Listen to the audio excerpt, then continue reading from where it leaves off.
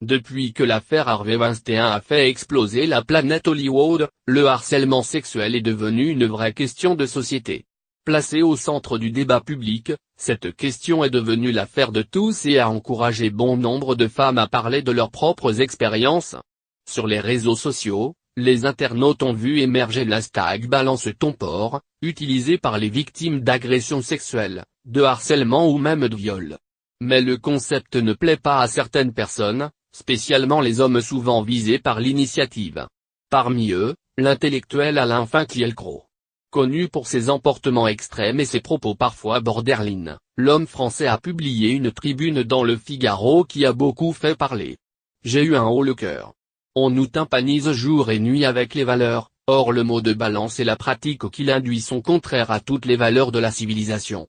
La fin ne justifie pas les moyens, l'émancipation ne saurait en passer par la délation, point. L'un des objectifs de la campagne Balance ton porc était de noyer le poisson de l'islam, oublier Cologne, oublier la chapelle Pajol.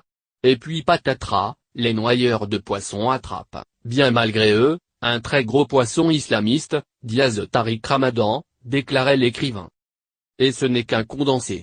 Invité sur le plateau de On n'est pas couché ce samedi 25 novembre, Alain Finkielkraut a fait face à Christine Angot et Yann Moix. Mais ce ne sont pas les seuls qui ont voulu débattre avec l'homme. Excédée par les propos de l'intellectuel, la comédienne Camille Chamou n'a pas mâché ses mots.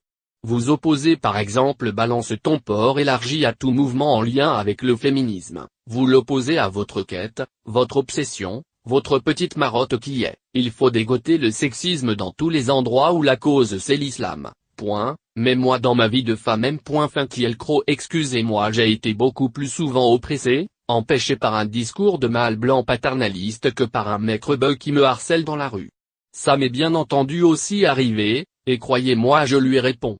Mais aujourd'hui, j'ai aussi envie de répondre à Papy Finkielkraut, qui me dit des vérités depuis tout à l'heure, point. Le féminisme, c'est une cause aussi importante, point. Je crois que vous passez trop de temps à votre table Finkielkraut, sortez de chez vous, lâche l'actrice, sous les applaudissements du public.